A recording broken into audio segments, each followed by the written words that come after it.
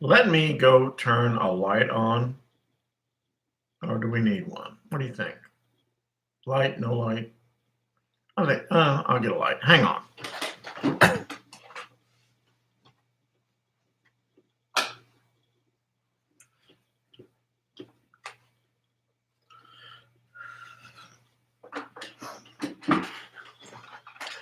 Hello, good morning. This is May the 7th, our last Thursday of the school year of this interesting school year. And today we are going to continue our discussion, of course, of the life in Europe prior to the French Revolution. Now, we've only got 4 days, including this one, to get as far as we can, because that's all we're going to do. We're going to get as far as we can. I'm sure we'll finish this unit. We will go a little bit into the French Revolution, I think, before we just run out of time. I'll probably come and talk to you on Wednesday. I'm not sure about cramming you with any more information. I don't know how productive that would be. We'll probably talk about, on Wednesday, we'll probably talk about, once again, the process for taking the DBQ. And by that, I mean the 10 points. Thank you, Uncle Tom. And so, that being said, I'm sorry I'm coming at you so late this morning. I was doing other things. And if you read my assignment sheet, you also saw that when I was making this, I left the page without saving, and of course it was gone. You know, so that's where that is. I'm still learning this thing. Although yesterday I did make a couple of strides in my ability to do online stuff. For one thing, I was ready to get rid of this computer. Well, not get rid of it, but to buy a different computer, because I don't know, I haven't explained this to you, but I have not been able to receive email via this computer for months. And I had a friend walk me through a process to get around that. Hopefully it doesn't happen again. So I felt pretty good about that, because I like this computer. I didn't want to get rid of it because if you could see what's inside this computer, there are, I'm sure, between 1,000 and 1,500 photos in it that I treasure very much, of my travels, of art that I've seen, things of that nature. And so why don't we get down to it, because time is fleeting, Mr. Horton. And, you know, once again, when I think about trying to think about, everybody's like, what's the subject matter for the DBQ going to be? I will send up a protest to those brilliant people at College Board. And oh yeah, the other thing, I will be reading I'll be reading from home. My friend helped me enable my computer to be able to read at home. So I'll be reading for the College Board. But I will send a letter of protest to the College Board if the subject material for the DBQ is something isolated. Like, for example, the Bismarck DBQ, the one that we went over, we just talked about Otto von Bismarck being a new conservative or an old conservative.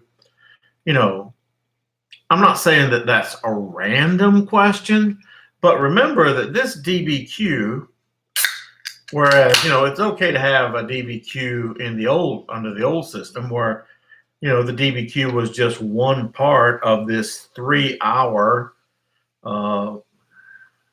you know, test. But when the DBQ is the only thing to test, you then simply go out and find one specific thing and say, we're going to base your whole test grade on that. You know, what if you were sick that week? Or what if your teacher didn't go over it very well?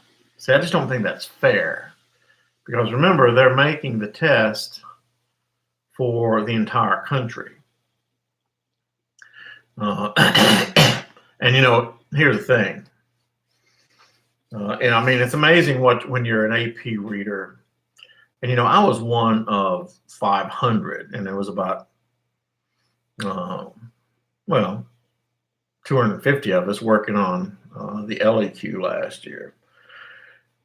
And I remember coming, and this is just me. I remember, and it happens every year though. I would come across essays where the students, and normally the essays are grouped together with their school. For example, when you guys take well, I don't know about now, but in the old days when you took it and it was written, they mailed it in and they kept the ones from the same school pretty much together. And so I would get an entire packet and the packet would have 10 essays, and every student in the packet would say something to the fact that my teacher's a loser and we didn't cover anything. And if one student said that, you say, oh, that guy's a slacker. But if every student said that, you got to think it's some truth to it. I mean, one of them even named the teacher and the school, wanted us to report it. I mean, it's amazing some of the stuff you would see in grading the AP exam. Some funny, some not funny. One was a suicide note, which has to be reported. At any rate, I'm getting well off the subject. But yeah, I will send a letter of protest if the subject matter of the DBQ is just one isolated thing. Like, for example, I believe there was a sample they sent on Italian unification. And that's a great subject in the old format where the DBQ was just one part. You also had an LAQ on another subject. You also had the 4 short answer questions. You also had the 55 multiple choice questions. There were other subjects that you could prove yourself on. So what I'm saying is I just got to believe that this DBQ is going to be something that covers several periods of time, goes across centuries, like women's issues, like the economy, like politics, like religious toleration. That goes over a long period of time. All right. So please, we need to get started. We're 8 minutes in. So for a woman's life experience in pre-revolutionary Europe was largely the function of her capacity to establish and maintain a household. You say, what does that mean? Basically, a woman was judged on her ability to manage a household, her family. For women, marriage, notice I wrote that in italics. You do have this paged up now, right? For women, marriage was an economic necessity as well as an institution that fulfilled sexual and psychological needs. Outside of marriage, a woman's life was vulnerable and precarious. I mean, you better believe it. Those pre-revolutionary Europe had no place for an unmarried adult woman. Once again, that's why remember that most of the witches, of the 160,000 women who were burned as witches during this period of time, single, adult, alone. So like I said, there was no place for a woman who was alone. A woman becoming economically independent was the grand exception. A girl would stay in her parents' household as long as she made a real contribution to the family treasury, or as long as her labor elsewhere was not more lucrative. Like if she'd go out and find a job elsewhere that she could make more money, yeah, go ahead and send the money back, please. A girl's labor would be less useful than her brother's, and she would then move out to join another household. Here, the girl's goal was to work and save for a dowry. A dowry, of course, an amount of wealth, money, possessions that would make her attractive to a potential suitor. And once again, the status of the suitor meant that you better have a bigger dowry. Within marriage, economic pressures were what kept a family's size and growth in check. Sorry, itchy nose. Cordis interruptus was the primary method of birth control. I hope I don't have to explain that too much, but I will say this about cordis interruptus. It was inefficient as far as doing that. Parents often placed children with wet nurses to care for them. There was a big wet nurse industry so that the mother could be free to go off and do her own thing, or especially a wealthy woman would still do it, or if she wanted to work, wet nurse. Women found many occupations and professions closed to them because they were women. They also often received lower wages if they did the same job as men. Surprise, surprise. Wonder where that tradition came from. Roman 11, bearing women was one of the most, if not the most vulnerable time for women. Although I was cruising Facebook this morning. Okay, yeah, I do. I cruise Facebook. And one of my former students put a thing in there. The Enlightenment has told us that we should believe everything we see in black and white. Unfortunately, that gullibility has spilled over into the internet. And what she said was probably a coincidence, but she cited a fact that lots of women are now suffering abuse at the hands of their spouses, domestic abuse. And the article seemed to blame the coronavirus. Well, I made the point that unfortunately, and this is so true, unfortunately, one of the leading cause of death for women is murder at the hands of a man who at some point in time said, "I love you." Keep that in mind, ladies. Yeah, you don't need people who are possessive. You don't need people who are have no flexibility.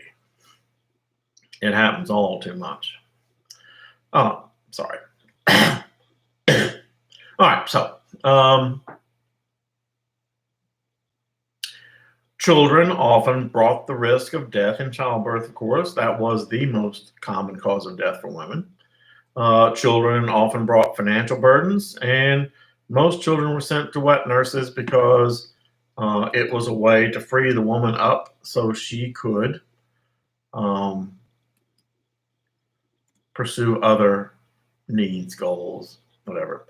The wet nurse industry was well organized, with urban, well-to-do children often being sent to rural areas and staying there for months, if not years, like Michelangelo. Unwanted or illegitimate children could lead to infanticide. Infanticide, the practice of killing infants, a practice that woefully still goes on today, especially amongst the poor. The late 17th century saw a rise in the interest of preserving the lives of indigent, that means poor, children. The most famous of these was the London Foundling Hospital, followed by the Paris Foundling Hospital. Foundlings, in other words, children who had been abandoned on the steps of a church or something, for example. These foundling hospitals became so crowded that hospitals had to resort to a lottery system to accept or reject the children. It was horrible. There was a close relationship between the cost of food and the number of unwanted children in Paris. Cost of food goes up, number of unwanted children goes up. In Paris, only about 10% of all unwanted children lived to the age of 10. It was during this time that the interest in the education of children also rose across Europe, yet most Europeans still remained illiterate. Not until the late 19th century was the world of children linked to education. That's a good stat to know and to wrap your head around. It was not until the latter part of the 19th century that people began to think that, children shouldn't be working. Their work should be going to school. And, that's from 1850 onward. They began to think that. So, up until then, children were reared to make money for their families. The purpose of having children, back when everybody farmed, the children worked on the farm. Yeah, but then, once again, when the Industrial Revolution came, they still had lots of children because the children would go out and work and bring home wages to the family. Europe, Roman number 12. Europe of this era was tied to the production of the land. Everything was based on the harvest. So yes, Europe, the main goal of the peasantry was the constant supply of food to the populace. Harvests in Europe were uncertain at best, even in France, which is in Western Europe. And you say, why? Because up until the agricultural revolution, people in Europe were still farming just like they had farmed in the Middle Ages, in the Dark Ages. No technology, no scientific knowledge of growth of plants, et cetera, et cetera. Anyway, a failed harvest could easily result in death from starvation, even in Western Europe. Remember that prior to the French Revolution in France, people starved to death in Europe. I mean, it's hard to wrap your head around the idea that in a lush green continent like Europe was and is, starvation could be an issue, but it sure was. All right, Roman Part D. Oddly enough, rural dwellers had a harder time finding food than their urban counterparts. Why? Because the food in the countryside was collected right away and sold. Most historians believe that during the 18th century, bread prices slowly but steadily rose, putting pressure on the poor and peasant populations. Rising grain prices caused the landowners of Western Europe to exact changes in farm production. That became known as the Agricultural Revolution, which is the subject of the Paul Sargent video I sent you today. Yeah, I kind of like Paul Sargent. He's a good lecturer, and it does a good job of simplifying this thing called European history.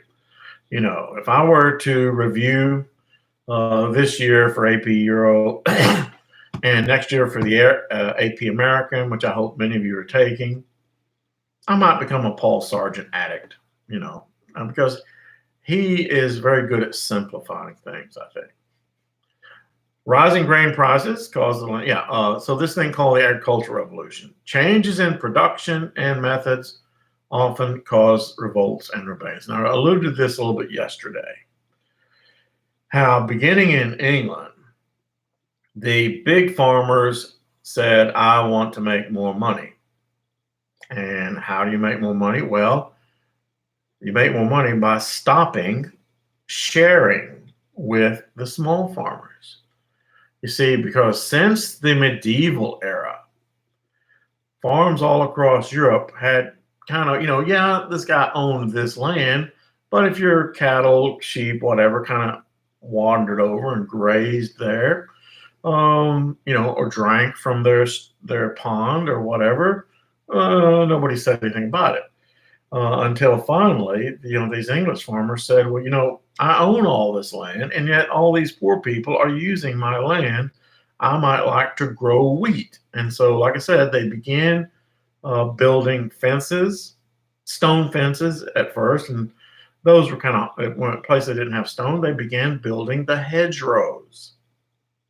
The hedgerows, once again, they're really something, these hedgerows, that build up a mound of dirt and then plant brush on it and then not cut the brush. I mean, they would cut it as it grew out this way, but let it grow up this way over centuries until those hedgerows, I won't say they became impregnable, but they're difficult to get through.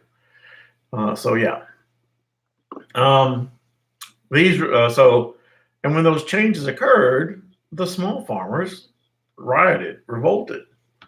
These rebellions were put down by governments who were anxious to increase the farm revenues because the governments understood that the bigger farms could more efficiently produce large amounts of wheat, large amounts of beef.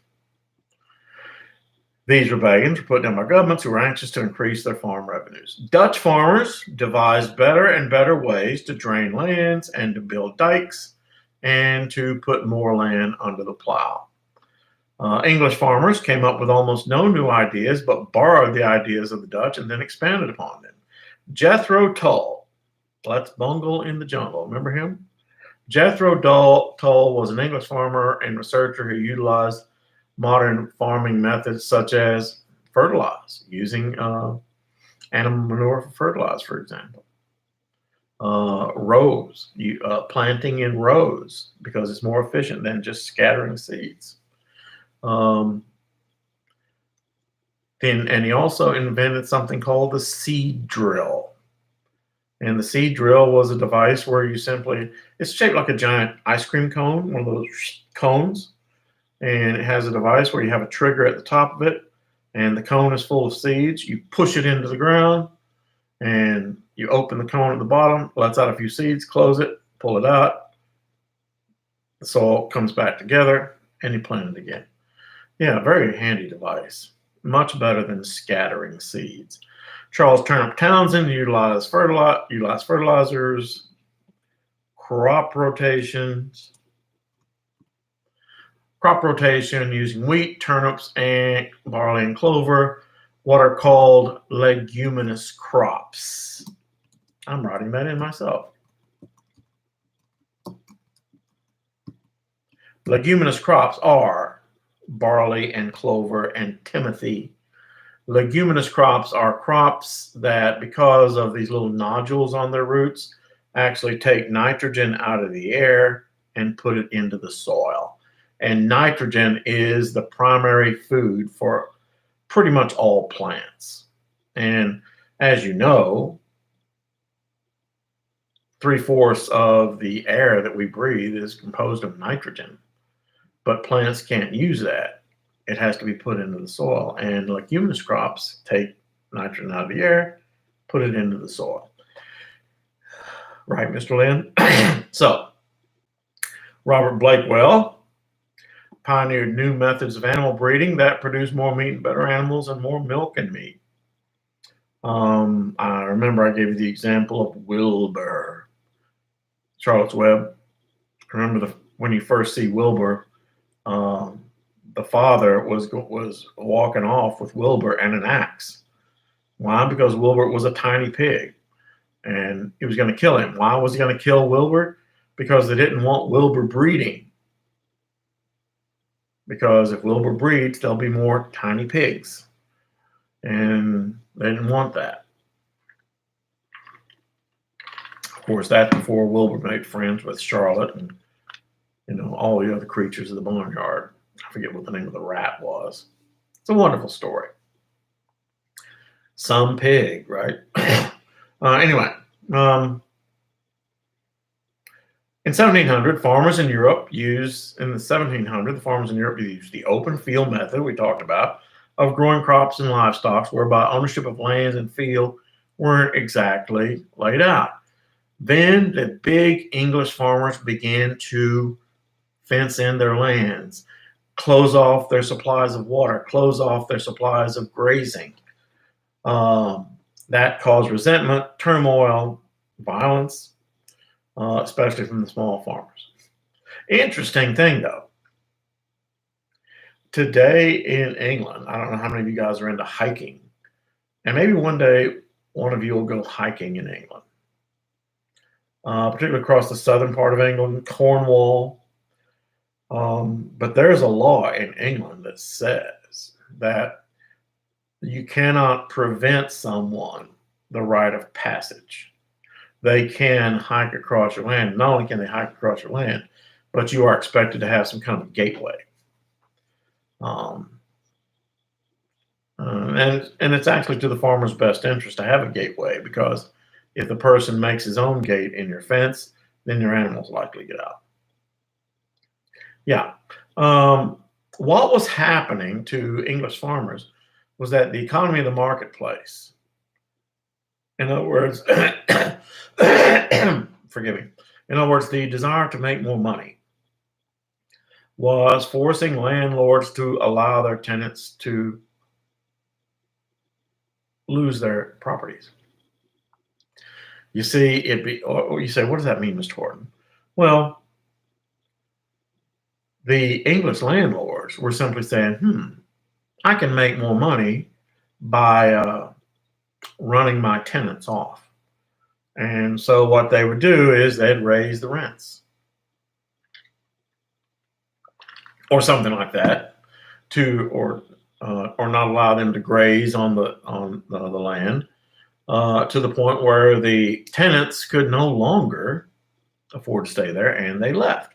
And when they left, they went to the cities. Okay, that was Western Europe. In Eastern Europe, rural improvement was limited. There was nothing in the relationship of the serfs to their lords that encouraged innovation. You say, what does that mean? If you're a serf, that means you are property. And if you are property, why in the world would you want to work hard to produce more and to be more efficient? Answer: no reason. And so serfs were like, yeah, whatever, dude. Up until now, the chief method of increasing production in Eastern Europe was to simply farm more land, bring untilled lands into production. The problem is that there's a limit how much land there is. Forgive me. So the only real improvement in Eastern Europe was the introduction of maize, corn, and the potato.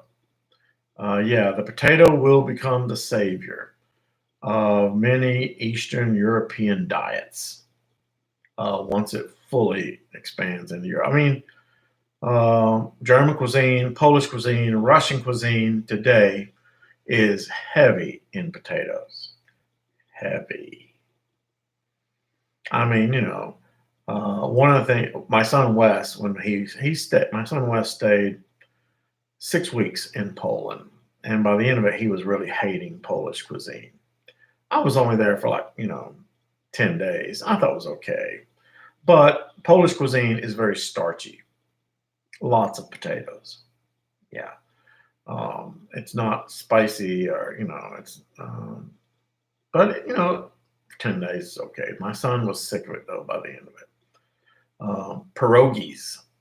That's the Polish thing. You say, what's pierogies? Pierogies are like a pastry shell, and inside the shell is some sort of filling. Potatoes, meat, or sweet things, for example. And, it's pierogies. Everything's pierogies. Fact of the matter is, if you ever, just right prior to Lent, right prior to the 40 days of Lent, which precede Easter, go to Kroger, and they always have pierogies for sale. Only their pierogies are the fruit-filled kind, the donut kind. It's interesting. But also notice that, those were the only real improvements to Eastern European farming.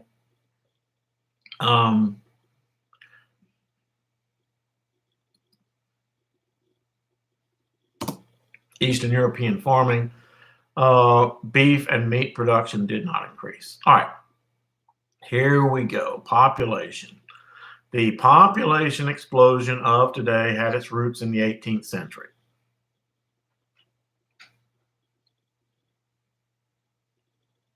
I'm letting you let that sink in. Population explosion of today really begins in the 18th century. You say, what does that mean? Well, today, as you know, the population of this planet is it takes a shorter and shorter time for the population of this world to double, which is a disturbing and unsustainable trend. Well, when the population rate began increasing so rapidly, began in the 18th century.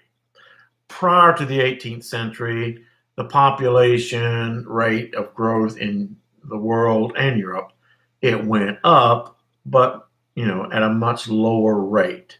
Beginning in the 18th century, the rate of increase begins to increase. Say that again. The rate of increase begins to increase. How's my math, Mr. Kiwata? So, beginning in the second quarter, 1825 to 1850, of the 18th century, the population began to grow steadily, which once again, that was a marked change. In 1700, there were between 100 and 120 million people living in Europe and the Ottoman Empire. By 1800, that had almost doubled to 190 million. By 1850, 260 million. This kind of growth, of course, put all sorts of economic pressures on the countryside, especially since the agricultural revolution had really not kicked in yet. Modern farming methods had not kicked in. Industrialization had not really kicked in yet. And once again, that's why you had, at the time, starvation in Europe. Causes of this growth were, now this is this is a thing I see reflected in a lot of AP Euro exams, that in the 18th and 19th century, in France and Western Europe, there's actually a decline in the birth rate, and yet the population still increases. Why? And there's your reason right there at the top of that page. There was a decline in the death rate. There were fewer wars during this time and somewhat fewer epidemics. I mean, you remember that the wars of the 18th century and during the 19th century, there really weren't any wars. Not big ones. But the wars that were, I call them civilized. Wars were fought between armies, largely away from civilian centers of population. And so, yeah, fewer wars, somewhat fewer epidemics. The Black Plague had somehow gone away. Hygiene and sanitation had improved. There was better medical knowledge, changes in the food supply with the addition of new crops, like, of course, corn from the Americas and the potato. Corn grew better in Southern Europe. The potato grew better in Northern Europe. At any rate, it was a cheap source of calories. So, as it says there, a single acre of potatoes could feed one peasant Irish family for an entire year. An acre is about the size, imagine a middle-class person living in the middle of suburbia with a house plot. An acre is about the size of that house plot. That could feed an entire family for 1 year in potatoes. More children survive to adulthood, which I've misspelled. The cool thing, adulthood, and they had children of their own. The population growth created new demands for food, goods, jobs, and services, and also created a new labor pool. Massive migration to the city because there was such a large population in search of jobs and food. The society and social practices of the old regime literally outgrew their traditional bounds. Say, Mr. Orton, what does that mean? Feudalism was never intended to rule over an urban population. And the changes that were coming on were, going to wipe out feudalism. And with feudalism, French Revolution. The second half of the 18th century saw the Industrial Revolution, which, of course, is a period of sustained economic growth, even though it did have growing pains. Now, the economy of Europe has managed to expand at an almost uninterrupted pace during the 18th century. At considerable social cost, that means, and once again, the early stages of the Industrial Revolution are horrific. And that's what it's talking about. At considerable social cost. The industrialization made possible the production of more goods and services than ever before in history. And that's true. For all of its ills, the Industrial Revolution has over time increased the standard of living of the people living under, in the borders of an industrial country over time. At first, no. At first, it actually got worse. But in the long run, raised standard of living overcame poverty that most Europeans lived in the 18th century. The revolution, the Industrial Revolution, was caused by demand for ordinary consumer goods. Things that individuals use, like buttons, toys, china, kitchen utensils, furniture, et cetera, et cetera, et cetera. Once again, think of everything that you are physically touching right now. It is, your clothes, furniture, this chair you're sitting on. It is a product of the Industrial Revolution. Very few of the things that we come in contact with are made one at a time.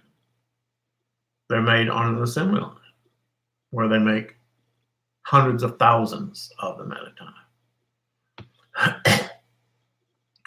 So people during this era had more disposable income with which to buy stuff.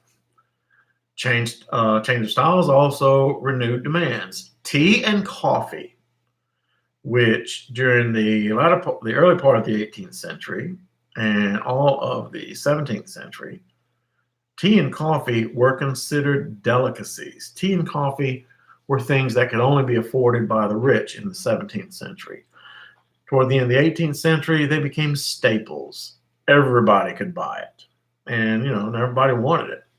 Sugar was regularly consumed, as was chocolate. And what does tea and from a European perspective, what does tea and coffee and sugar and chocolate have in common? Answer: they're all imported. They're not grown in Europe. They have to be imported from other countries, particularly the tropical countries. And so, and these things became fairly common. Thank you, Industrial Revolution, because the Industrial Revolution made more people wealthy, put money in people's pockets, and they wanted stuff like sugar in their coffee. All right. Note, and this is just me proselytizing here, where it says, note that the absence of consumer goods, as well as that of civil liberties, led to much of the socialism. In other words, unfortunately, that's a part of European history we don't get to study. Yeah. All right, Roman numeral 15.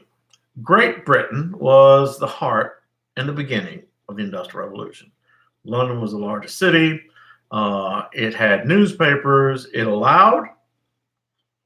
London allowed and even encouraged the wealthy, regardless not whether they were members of the nobility, the wealthy to imitate the nobility in dress and lifestyle. In England, if you had the money, you could wear the stuff, which was against the law in other parts of Europe.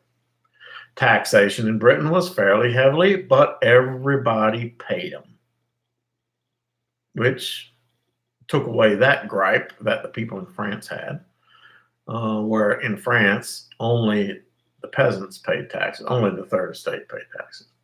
British society was relatively mobile. Wasn't mobile at all compared to the Americas, the 13 colonies, but it was relatively mobile. If you could make money, you could be somebody. All right, Roman numeral 16. The industry that powered the Industrial Revolution were textiles. Particularly the first Industrial Revolution was textiles. The second Industrial Revolution, steel, chemicals, electricity. But the first Industrial Revolution, textiles. This industry shows that in the early days of this revolution, it was a rural revolution. I mean, the first Industrial Revolution was not centered in the big cities like Manchester and London and Sheffield. It actually took place out in the countryside, anywhere that you had a running stream of water where the power of that stream could be harnessed to turn a spinning wheel or a loom or something, some kind of cloth making device. And so it was rural, and it was rather small scale. Factory production was geared to one or two families living in the country. Yeah. Small scale. That's the first industrial revolution. And that was the basic unit of production. The demand for cotton textiles exceeded the production. Yeah, cotton was this great new crop that they were bringing over from the Americas and later India. They liked cotton because, unlike wool, it doesn't itch you to death. Problem was, cotton had seeds. And before you could turn cotton into cloth, you had to get the seeds out. Very tedious process. And so slowly but surely, they began to come up with innovative ways to increase cotton production in Britain. Cotton textile producers could not produce the thread necessary to supply the industry until James Kay invented the flying shuttle, which increased the productivity of the weavers. In 1765, James Hargreaves invented the spinning jenny, a device that could produce thread. Richard Arkwright invented a water frame, which was a device that used water power to produce cotton-only thread that could stand up to wearing. So cotton production increased by 800% between 1780 and 1800. The first industrial revolution had commenced in earnest by the 1780s. And once again, the first cotton mills were located in the country and were limited to places where water could be, I misspelled that, harnessed. Water could be harnessed. Okay, but the game changer of the Industrial Revolution is the steam engine. And the steam engine, which is still a big part of technology today. Because I'm telling you, these lights that I'm setting here under, and you are, the electricity is produced by steam power. They heat up water, boil it, turbine, electricity in your house. One day, hopefully, that'll be done by solar power or wind power. I do think that coal, and I know I'm committing blasphemy here, I'm sorry, but I just think that, coal has lived its usefulness, and we need to move on. Because coal, like I said, was useful, did a lot of great things, but we need to move on to a sustainable green energy that doesn't pollute the environment. I mean, if you just go to Eastern Kentucky, go to Martin County, Kentucky, a county which is in the far east. Martin County borders West Virginia, a county that its water table is so fouled by coal mining that they have to they have to buy trucks, bring water, fresh water, drinking water, bathing water into the county from outside. It is an environmental disaster. And like I said, hopefully one day solar panel and wind energy can replace coal energy. Because coal energy needs to fade away. And that's Johnny's political statement for today. So, where was I? Yes, talking about the steam engine. The invention of the steam engine was the first time that man had harnessed a seemingly inexhaustible source of inanimate power. I mean, yeah, the steam engine was such a game changer because all the other methods of creating energy, muscle power, although this right here is unlimited, muscle power of both animals and human beings, the wind power that they had utilized, the water power, had limits. Their technology had limits. And then along comes steam. Steam was this explosive, powerful force that could, create so much more horsepower so much more torque that, yeah, um, because it was driven by coal. Actually, the first steam engines were driven by wood, but coal was better at the time because coal burns hotter. And to get the coal, you didn't have to cut down every tree in England, which is actually what happened for a while. It's also what happened in the American South, but that's another story. Um, because it was driven by coal, it provided a source of power that would not change with the seasons or the failing of men, meaning you could mine coal 12 months out of the year. Cutting down wood, the weather was a great detriment to that. The first usable steam engine was created by this guy named Thomas Newcomen. But this model was untransportable. In other words, the steam engine was so big and clumsy, it couldn't go anywhere. It was very inefficient. It was James Watt who separated the condenser from the piston. What does that mean? I don't know. Separated the condenser from the piston and made the steam engine more efficient, smaller, and more transportable. This design, though, called for what they had never had before, specifically matching produced parts. I mean, since the days of the ancient Greeks, people had known about the power of steam. It was harnessing that power. And James Watt was lucky enough to live in an age where such close-fitting, exact-fitting, small moving parts could be produced and reproduced. And so, yeah, he makes this steam engine. The engine did not spread quickly until 1800, when Watt retained the exclusive patent rights and made certain improvements. The machine could run more rapidly and could be used for pumping water, running cotton mills, and of course, when they put it on a locomotive. It's funny. I mean, the locomotives could get up to like 17, 18 miles an hour, and people actually worried about the physical effects of traveling so fast. By the early 19th century, the steam engine had become the prime mover for all industry. All right, Roman numeral 18.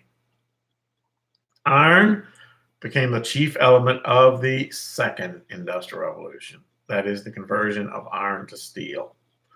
During the early 18th century, British iron makers produced less than 25,000 tons annually. Three factors held back the production of this metal. First of all, to smelt it, they used charcoal, wood, instead of coke, and coke is burned coal. We went over all this before. Was used in the refining process. Charcoal is made, charcoal is when you have your grill out there, charcoal briquettes. That's what they use. Why do you use charcoal on your grill instead of an open flame, instead of burning wood? Charcoal burns at a high temperature and more evenly. Same thing for coke. Coke is like taking coal and turning it into charcoal. It burns at a higher temperature, or heats at a higher temperature, and burns more evenly. Charcoal came from wood, and wood became scarce. It also burned at a lower temperature than coke. Until the invention of the steam engine, insufficient blasts of hot air could be achieved in the furnaces. The demand for iron was limited, however, but when you eliminated the first two things, the process of turning coal into coke, so was the third. Coke in England was abundant. See that word coke again and again. Coke is made from coal and used in the smelting process of turning coal into steel, turning iron into steel. Coke in England was abundant. Henry Court improved the smelting process by allowing more slag to be removed. I mean, the process for turning iron into steel, I won't say it's simple, but it is. What you do, you take the iron and you heat it to a very, very high temperature when it melts. And when it melts, the carbon impurities in the iron raise to the top, and then you pour them off. And what you have left along with a few magnesium, things like that, a few metals as alloys. You have steel. Steel is better because steel bends.